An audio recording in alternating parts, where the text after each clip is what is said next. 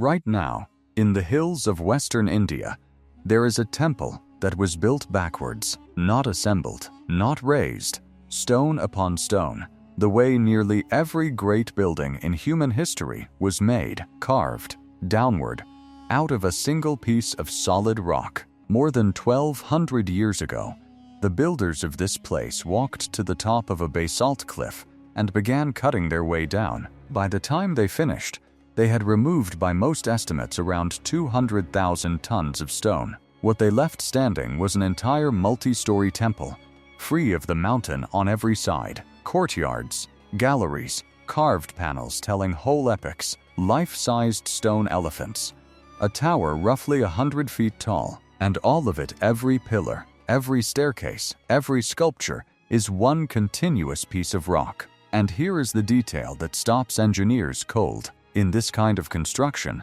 there is no second chance.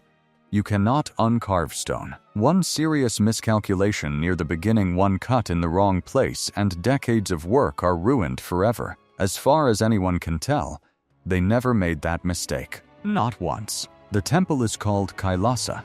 It sits at Ellora in the Indian state of Maharashtra, and if you have spent any time online, you may have heard a much bolder claim about it, that nobody knows who built it, that no records exist, that it simply could not have been done. Today, we are going to test that claim, honestly, because part of it is flat out wrong, and the part that survives is stranger than anything the internet has invented. Get comfortable. There is a lot to cover, and every single piece of it is extraordinary. If you search for this temple online, you will find the same story repeated thousands of times. It usually goes like this: an impossible structure, carved with impossible precision, by builders nobody can name, in a time nobody can identify, using methods nobody can explain. Some versions go further: ancient technology, lost machines, visitors from somewhere else. Here is what makes this case unusual. Normally, when we examine claims like these on this channel, the viral story collapses and a smaller, more ordinary truth takes its place. This time, something different happens. The viral story is half wrong, and the half that is true is bigger than the myth, because there is a record, a real one, pressed into copper more than 12 centuries ago, naming the king who commissioned this temple. We will come to it later in this video, and we will read what it actually says, because what it says is not what you would expect. But before we get there, you need to understand what this building actually is, because the photographs do not prepare you for it. Ellora is a 2-kilometer stretch of basalt cliff in western India, not far from the city historically known as Aurangabad. Cut into that cliff are 34 major caves, Buddhist monasteries, Hindu temples, and Jain sanctuaries, side by side. People of 3 different faiths carved their sacred spaces into the same rock face over centuries. In 1983, UNESCO declared the whole complex a World Heritage Site. Cave 16 is Kailasa, and calling it a cave is almost misleading, because it is not a hollow in the rock. It is a complete, freestanding temple, sitting in an open courtyard carved down into the cliff. It was made in honor of the Hindu god Shiva, and designed to represent his sacred mountain home in the Himalayas, Mount Kailash. A mountain, carved out of a mountain. The numbers take a moment to absorb. The courtyard is carved nearly 100 feet down into the cliff at its deepest point. The temple's footprint is often noted as larger than that of the Parthenon in Athens. Around its base, rows of life-sized elephants are carved as though the entire structure rides on their backs.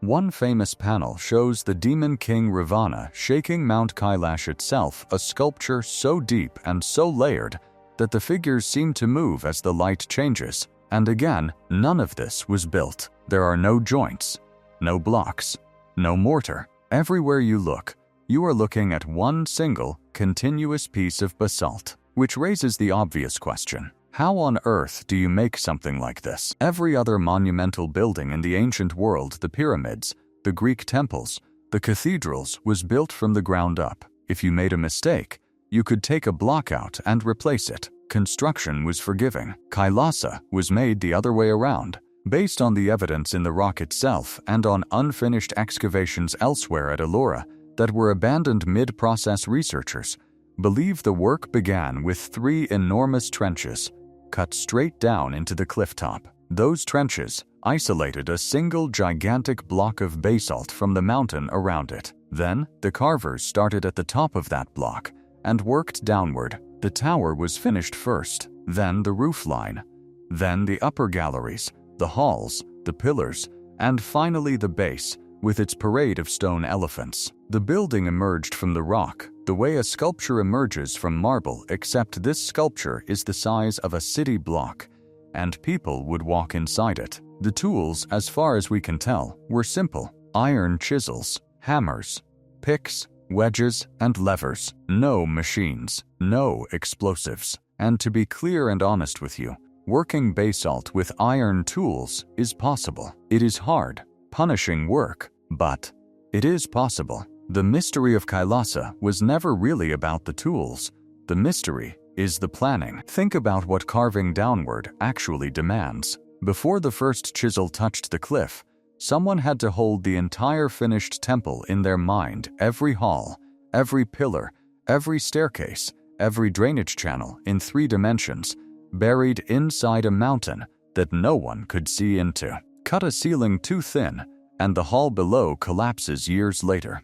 Position a pillar wrong, and there is no moving it. The pillar is the mountain. Misjudge where one gallery sits above another, and the error is permanent. Whoever directed this work was solving problems that modern architects handle with surveys, blueprints, and structural engineering software, and they were doing it with no room for error at all, on a project that would outlast everyone who started it. So here is a question for you, and I would genuinely love to read your answers in the comments. If you had to plan a building that could only be carved once, with no corrections, no replacements, and no modern instruments, how would you even begin? Where would you make your first cut? Tell us below. We read every single one. Now let us talk honestly about the numbers, because this is where even careful historians start to feel uncomfortable. The most commonly cited estimate is that around 200,000 tons of basalt were cut and removed to create this temple. Some estimates run lower,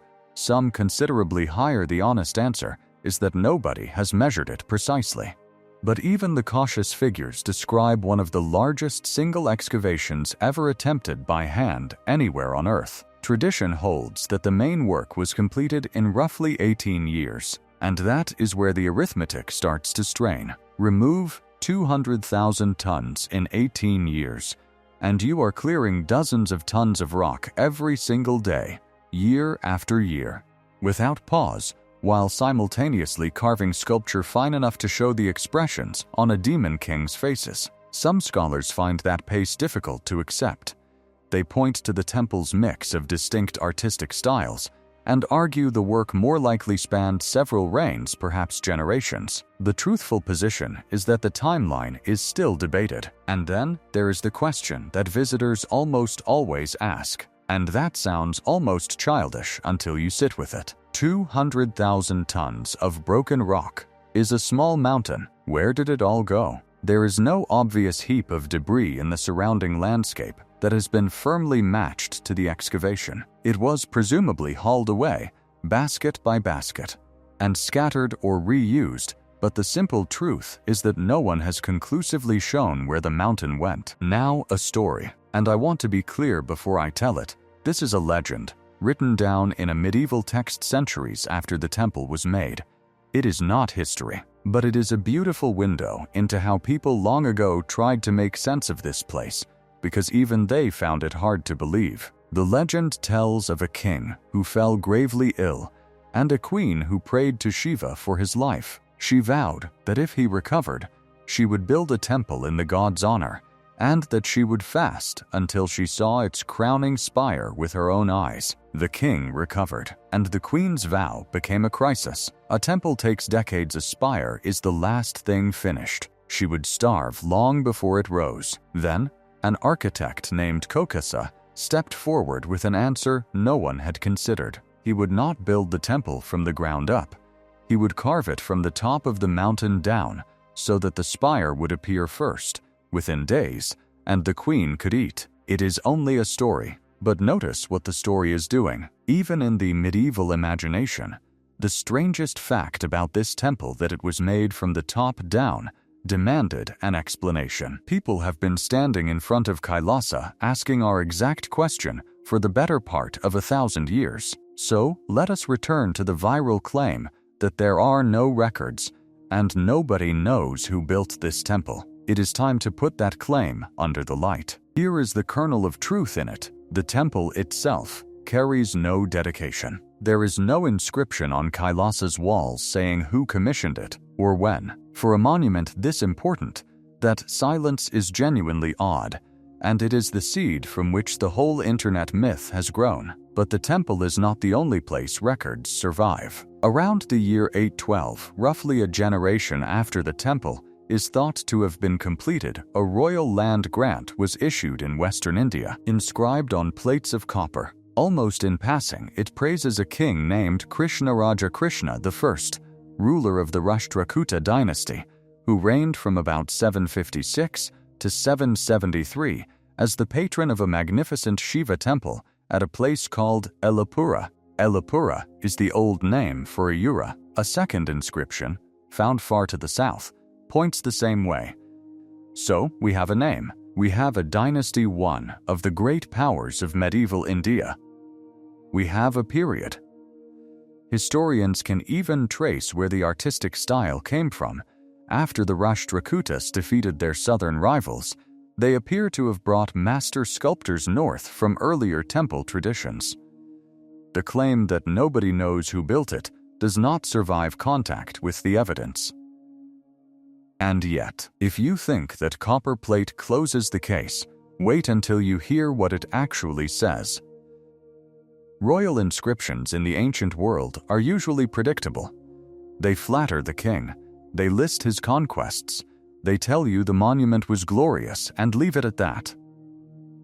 This one does something different. The inscription describes the gods themselves pausing in the sky above Ellapura, astonished, debating among themselves whether such a temple could possibly be man-made or whether it had simply always existed. And then comes the line that, in my view, is the single most haunting sentence connected to this place. The inscription says that the architect who made the temple looked back on his own finished work and was struck with wonder. He is described as marveling that he could not understand how he had done it himself and that he could never build it a second time. Sit with that for a moment. This is not a modern conspiracy theory. This is the official royal record, written within living memory of the construction. And what it preserves is not an explanation, it is awe. The very document that names the builder tells us that even the builder's own generation already regarded this temple as something beyond ordinary human achievement. So here is the honest resolution to the question we opened with. Who built Kailasa? A known king, in a known century, with master craftsmen from a known artistic tradition. That part of the mystery is solved, and we should say so plainly. But how they planned it, how they held a 100-foot building in their minds and carved it, top to bottom, out of a living mountain without a single fatal mistake, that knowledge was never written down. The people who possessed it left us the temple and took the method with them. The internet promised you a mystery about who. The real mystery, the one that has survived 1,200 years of scrutiny, is how. And that one is still open. So where does that leave us? With a short list of genuine, defensible unknowns. The exact timeline, one reign or several generations, is still debated by serious scholars. The planning method, how the design was held, communicated and executed without correction, is undocumented. The destination of a couple of 100,000 tons of broken basalt has never been firmly identified. And the silence of the temple itself, a monument of this scale, with no dedication carved anywhere upon it, has never been fully explained. Centuries later, according to historical accounts, A powerful emperor ordered this temple destroyed. Work crews are said to have labored on it and barely left a mark before the effort was abandoned. The mountain, it turns out, is easier to carve than to erase. The temple is still there. The chisel marks of its makers are still visible on the courtyard walls, exactly where they left them, and every visitor who stands on that cliff rim and looks down asks the same question the gods are said to have asked 12 centuries ago: how can this possibly be man-made?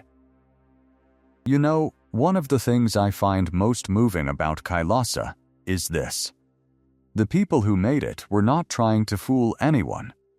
They left no boast, no signature, no claim. They simply did something at the very edge of what human beings can do and let the stone speak for itself. It has been speaking for 1,200 years. Thank you so much for watching today. If you found this fascinating, please take a moment to like the video and subscribe. It truly helps us bring more of these stories to you. And do not forget that question waiting in the comments: where would you make your first cut? We read every single one. Until next time, stay curious and never stop asking questions.